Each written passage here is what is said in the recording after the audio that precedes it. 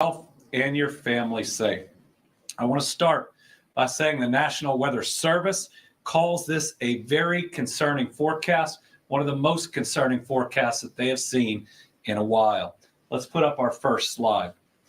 According to the National Weather Service, straight line winds, large hail, flash flooding, and tornadoes will be possible with today's storms, especially into the mid to late afternoon and evening. The severe storm threat will continue into Wednesday with other rounds of storms during the day, evening, and overnight. And we'll get into this in a minute, but both today and tomorrow, our biggest concern is after 4 p.m. into the evening. Everybody needs to make sure they have an emergency weather radio because one of our biggest concerns is tornadoes or flooding in the late night hours. You need to be weather aware and make sure you can get that information even after you've gone to bed. Let's do the next round, the next slide. Okay, this is today, Tuesday. We're about to have a round come through that while it could be significant, we are not as concerned with as the round of weather coming later today. We still think around 4 p.m.-ish. There will be multiple rounds of strong to severe thunderstorms starting this afternoon and continuing well into the overnight hours. I just want everybody to take a look at this, right? And you'll see how it contrasts with Wednesday. This is the threats confidence where, there's almost a medium level threat of tornadoes today. There is between medium and high level threats of hail and wind and low to medium of flooding. When you look across Kentucky, almost all of us are at least in slight risk. And then we start worrying about the 3, which is the enhanced risk. And we think the forecast will likely only get worse as the days go on. But think about the large portion of Kentucky that lives in that enhanced risk area, from E-Town to Louisville, Frankfort to Lexington. I'm taking this seriously. This is where my family lives. And I hope everyone else will take it seriously too. Again, very large hail. We think it could be 2 inches even. And the potential for tornadoes, we'll really be watching after this first round comes through, whether the sun comes out. It'll be better if it's cloudy. That's less charge that's out there. We've seen, like we did on our last round of 20 plus tornadoes, what happens when the sun comes out in between. Again, Tuesday night, that is tonight. Be concerned when you go to bed about how you will get the information if there is a warning. These warnings come really fast. The way these storms can develop, it can happen very quickly. I want to thank our meteorologists, all of our news teams that are out there, how seriously they're taking this and will take it. So make sure you're prepared. Let's go to slide 3. Okay, so this is again Tuesday, and it's really showing you parts of Kentucky where, listen, the yellow is already serious, but when you get the slashes that are here, we don't get those very often in Kentucky. So the first image shows golf ball size or larger hail possibilities. That is a large part of Kentucky. That can damage vehicles, homes, and property. Agricultural damage is possible, as well as injury to those caught outside. So when these hit, you do not want to be outside. And we'll talk about that in a minute. That we'll need people inside and off the roads, because if we have really damaging thunderstorms, if we have tornadoes, emergency vehicles will need to get to places as quickly as possible. The second image shows where we could see up to 70 mile per hour wind that can cause tree damage. Obviously, those trees can go into your home. They can down power lines. They can damage cars. They can damage you if you are out there close enough to it. This is almost all of Kentucky where we could see straight line winds of 70 miles an hour or more. And then the last piece shows where significant tornadoes are possible. Typically, when you have that area that we're talking about, the yellow with the slashes, that's EF2 or higher. Those are very damaging tornadoes. But remember, even the brown area is very possible to get these tornadoes. And we saw them not long ago when we would see, short duration tornadoes. But we had over 22 during one day in Kentucky in early April.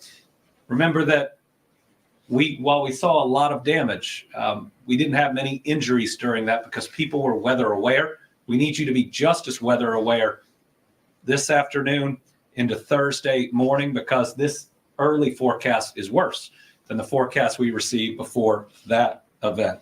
All right, now let's go into Wednesday. Listen, we're concerned about today. We're very concerned about Wednesday. Wednesday, we expect to see scattered severe storms. Again, Wednesday afternoon, right now, we think 4 p.m.-ish, but that will change depending on how quickly this moves across the country. And so we will be providing more updates, but check with your local meteorologist. Make sure you are watching the news. This is very capable of tornadoes, very large hail, and damaging winds. Again, look down here. Wednesday, the tornado confidence is between medium and high. That should be concerning to everyone. The hail confidence between medium and high. The wind confidence between medium and high. And then again, there's the flooding. But as we are moving, especially into late Wednesday night, early Thursday morning, we may have had so much rain that these flood confidence change. It all depends on how much a given area gets.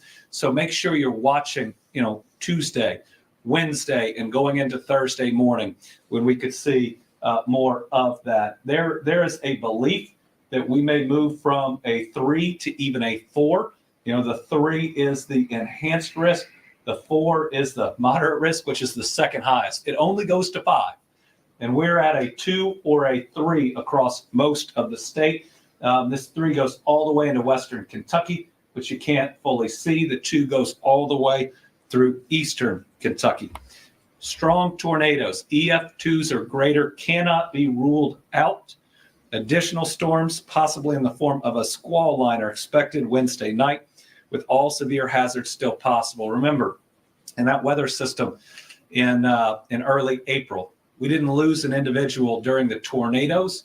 We lost them during that initial squall when they were out on the roads, and just that intense rain caused a car accident where we lost a young man. So be careful during this. Let's go to the next slide. Again, this shows you exactly how significant of an event we are looking at. There's enhanced risk of severe thunderstorms. That is a 3 out of 5 for eastern Kentucky on Wednesday and Wednesday night. The tornado risk is greatest generally near the west of Interstate 75. But look again at the hail probability. That covers most of the Commonwealth. That, again, is in the red with the severity over top. The wind probability now covering most all of the state.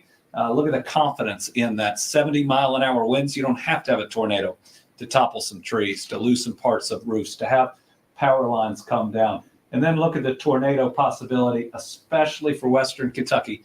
You've been through this a lot.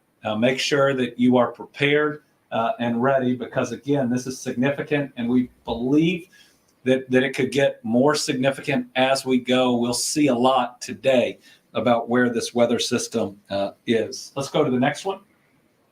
Okay, we could see a lot of rain. This is probably the most uncertain piece, but the confidence is still medium that we will have flooding chances. We think it could create flash floods in some of the initial storms, but our biggest concern is the amount of rain that we could get over a 2-day or a 2-day and change period of time. Some areas could have multiple rounds of heavy downpours and storms. We're talking about 1 to 3 inches of rainfall with higher amounts possible. So remember, if you are out on the roadways and you hit flooding, turn around and don't drown. We've lost far too many people thinking that they could get through something. It's not worth it. You love your family a lot more than where you're trying to get to. Turn around. Don't drive through flooded areas. Nighttime flooding is especially dangerous. Also much harder to get to you if you are swept away or in a dangerous position. Let's hit the next one. So we are asking everyone to take action now and to be specifically ready for nighttime severe weather, including nighttime tornadoes. We've lived through this. We wish we hadn't. And remember, in 2021, we lost 81 people in the worst tornado event that the state's ever seen. Decimated Mayfield. It took a lot of lives in Bremen. It pretty much destroyed my dad's hometown of Dawson Springs, and they are all rebuilding. But it tells you how concerning that nighttime tornadoes can be. Nighttime flooding hit eastern Kentucky in really tough ways. Hit Nicholas County several years before. So you need a weather radio or other means of getting those alerts. If that means pulling the phone into your bedroom if you don't normally put it there. So Kentuckians can listen to weather warnings by having an NOAA weather radio, listening to local TV and radio updates, connecting to wireless emergency alerts and weather apps, listening for outdoor sirens, visiting weather.gov or mobile.weather.gov, or receiving notifications from family, friends, and coworkers. Be prepared tonight and tomorrow night. Protect your family, protect yourself. If you don't have a weather radio, go get one today before 4 p.m. Make sure you have batteries for it. Again, let's go to the next slide. Turn around, don't drown.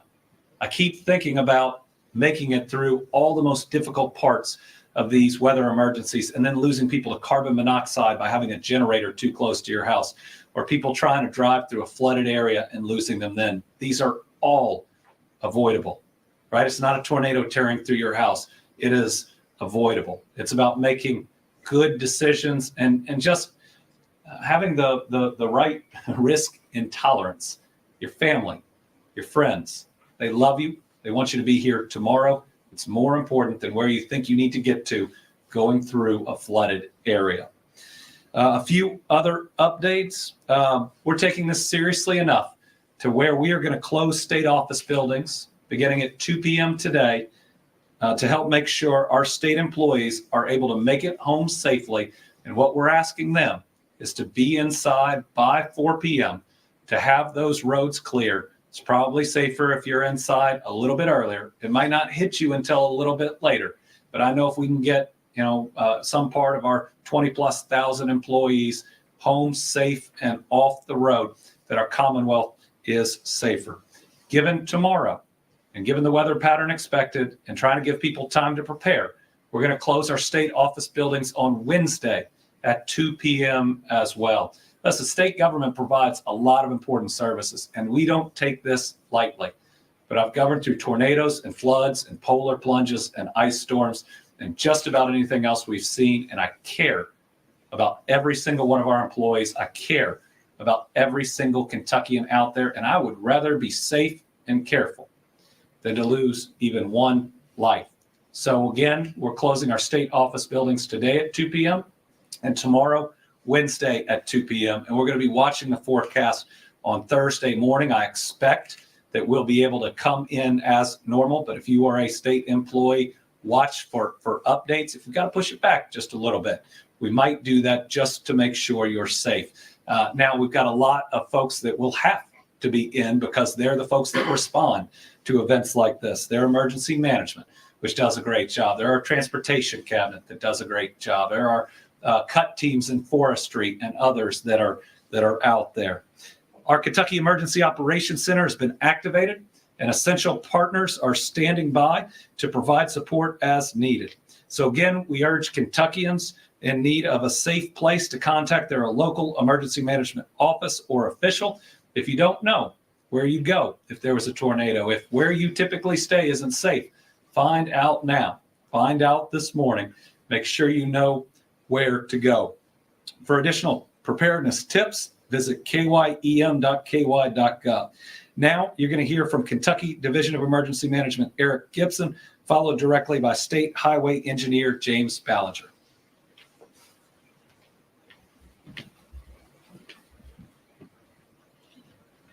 Well, good morning, and thank you, Governor Beshear, for the valuable information that you prepared today. We do have a significant weather event according to all our partners at the National Weather Service, and it is important that we prepare.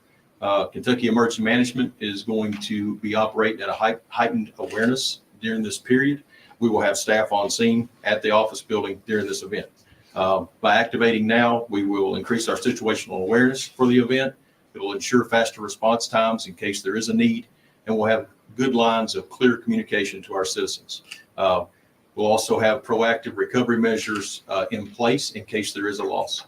We'll continue to work with the National Weather Service as we watch this storm coming across our Commonwealth, and we will continue to keep this Emergency Operations Center open until the storm passes through the Commonwealth. Just remember during this time to be weather aware, secure your property, stay updated. The weather radio that was mentioned by the governor is very valuable to updates throughout the night while you're sleeping. Check on your loved ones and follow the local guidance. It will be updated as the storm is passing through. During this time, if you were to experience a damage to your home or property, please document that and report that before beginning any of the cleanup efforts. By doing that, that documentation will be vital for the recovery assistance programs that are available and for improving future preparedness. The safety of each Kentuckian is our top priority. We're here to support the citizens of the Commonwealth and provide the most updated information that we have. Please take all warnings seriously and prepare accordingly. We will continue to provide updates throughout the day as the situation updates. And thank you very much.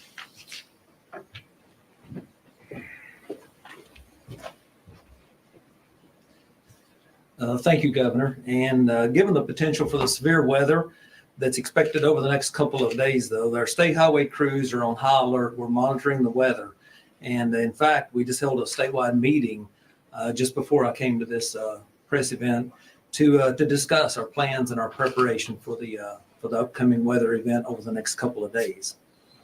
And our crews, if we experience a wind event, our crews will respond should downed trees or other debris impact travel on our state maintained routes due to the high winds.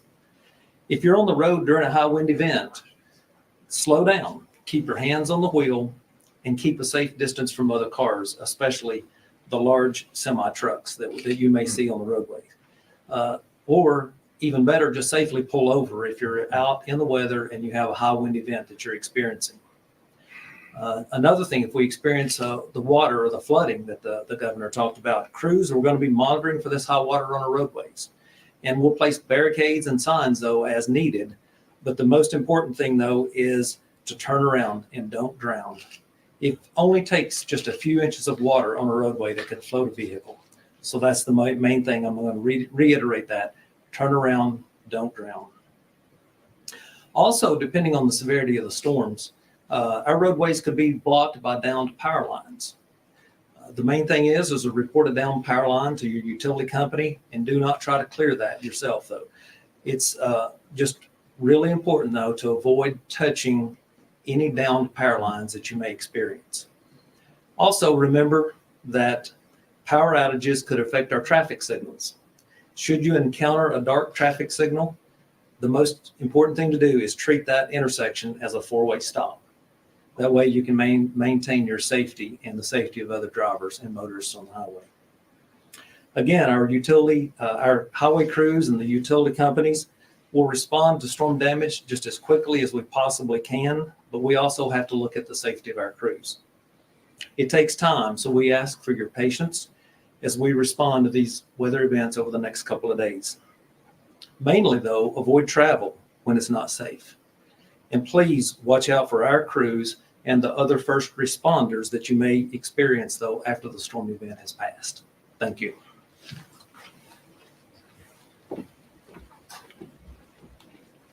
So in summary, over the next couple of days, late afternoon into the evening, we fully expect intense rain, hail, and high winds. And there is certainly the possibility of significant tornadoes. So think about what you need to do. Get in the car in the garage if you have it. Making sure you get any lawn furniture, because it's been nice inside. Making sure you get your pets out before the intense weather is coming. Making sure you have that weather radio, knowing where your kids are and making sure they are in a safe place. Go through that list in your head. This is why we've been safe through a lot of very difficult weather events. It's being weather aware and having seen the worst of the worst, making sure that we are careful. With that, I think we have just one journalist on the line, and that's Tom Latek.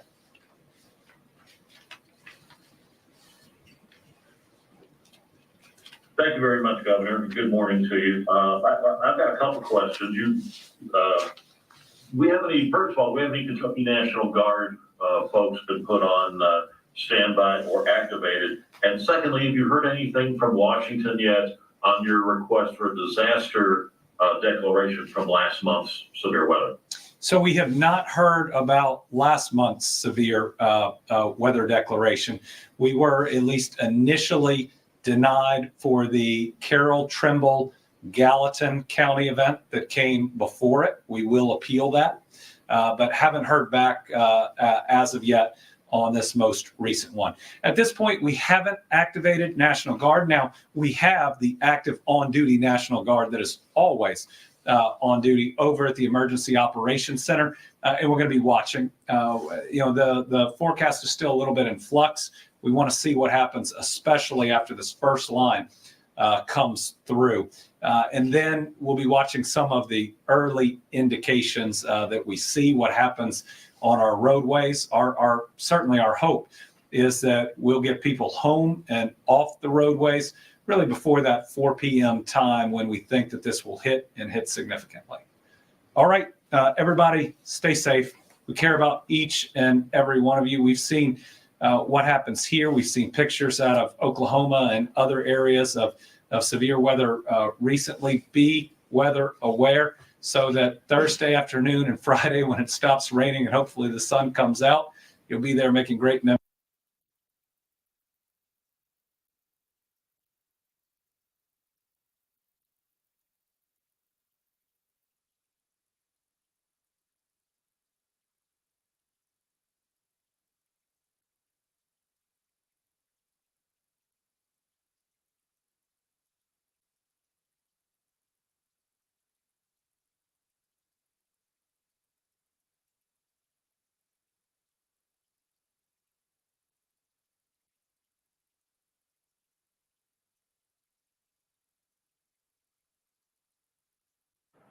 German universities like those at Strasbourg were at the heart of Renaissance and intellectual life. But it was at those same elite centers of learning where Jewish faculty and students were suddenly expelled, where anti-Jewish courses were introduced, and where professors performed horrific pseudoscience experiments on Jewish people brought from nearby concentration camps. We remember what happened then. And now today, we are witnessing American universities quickly becoming hostile places for Jewish students and faculty.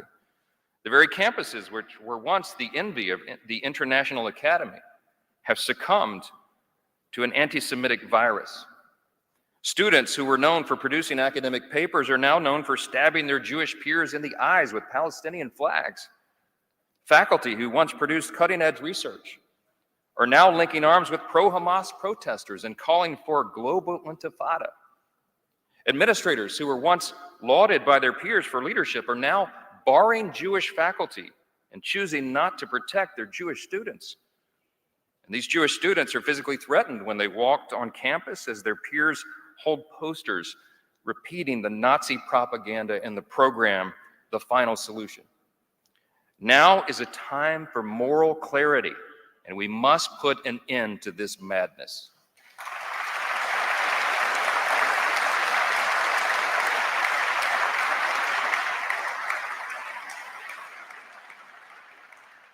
We understand that this rise in anti-Semitism comes just after the worst attack on the Jewish people since the Holocaust, on October 7th.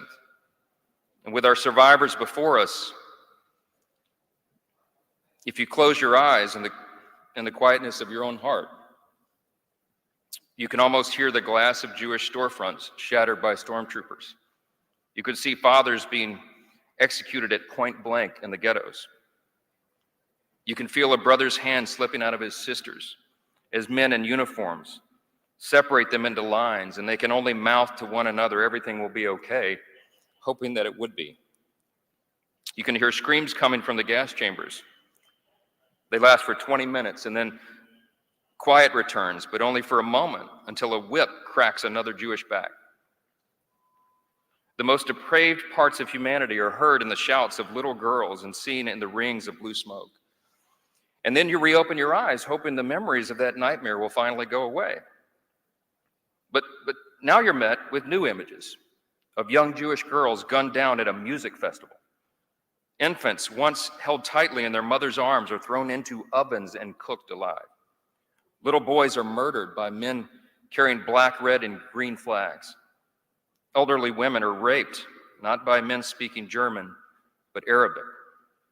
The wail of children pierces through nearby gunfire, a cry that only comes from watching a father being slaughtered. And across Israel, bodies are burned beyond recognition. Just as in 1940, this violence was perpetrated by those who hate the Star of David. It is uncomfortable for us to be so graphic, but we must be graphic right now because the threat of repeating the past is so great. We have to remember, we have to look evil directly in the face because some things are so wrong. Some are trying to downplay and justify what happened on October 7th. Some are even blaming Israel for the barbaric, inhuman attacks. There are some who would prefer to criticize Israel and lecture them on their military tactics. They would rather do that than punish the terrorists who perpetrated these horrific crimes. In Israel's greatest moment of need, when it is quite literally fighting for its existence as a nation, we have to do all that we can, everything within our power to ensure that evil does not prevail. This is a time for all of us to come together. And it's in these troubling times we must look to this audience, to the survivors of the Holocaust and their descendants, to help us remember and to bear witness. Several weeks ago, I am very proud to report to you that the United States Congress overwhelmingly passed security assistance to Israel to help protect its borders. That's right.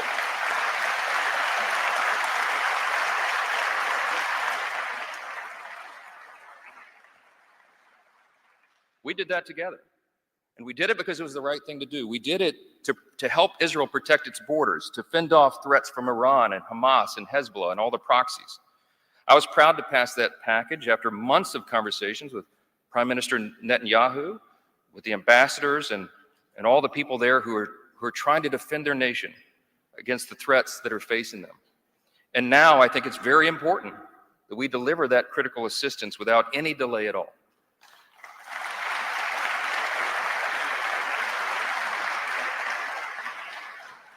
The reason that act was so significant, the reason that our vote was so important is because as a Congress, together, we sent a message.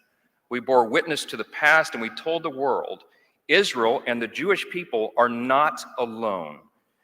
And we kept our promise that we made decades ago, never again.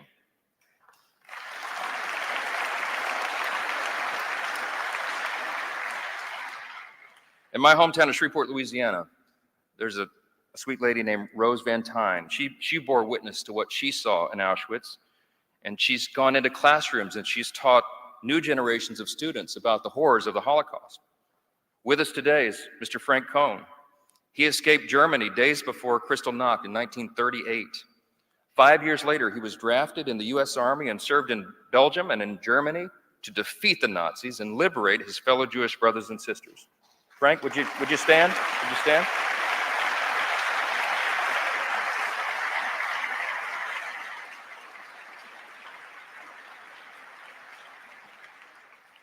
Today, we emulate folks like Rose and Frank and all those in this audience who witnessed the great horrors of the 20th century. And we also recommit to the decades-old promise, never again. All of us commit to that, never again. When our government knew what was happening to the Jewish people, when the Axis powers were aligning and invading, we chose to respond only after freedom was lost. Not today. Today, we must act decisively in this moment. And we must teach the next generation. Correct those who deny the facts of the Holocaust or October 7. We must protect our Jewish students, and we must give our full-throated, unequivocal support to the nation of Israel.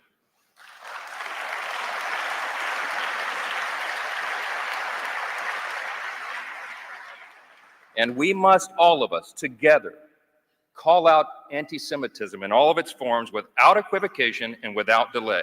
This is our moment.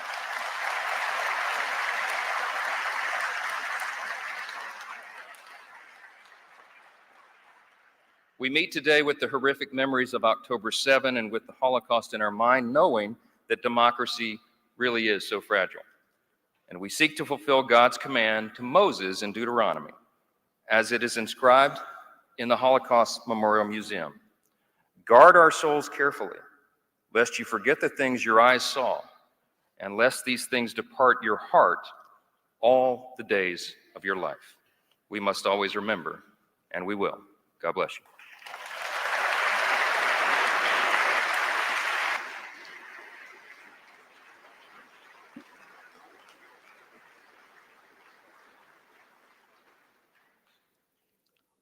Ladies and gentlemen, the Honorable Hakeem Jeffries, Democratic Leader of the United States House of Representatives.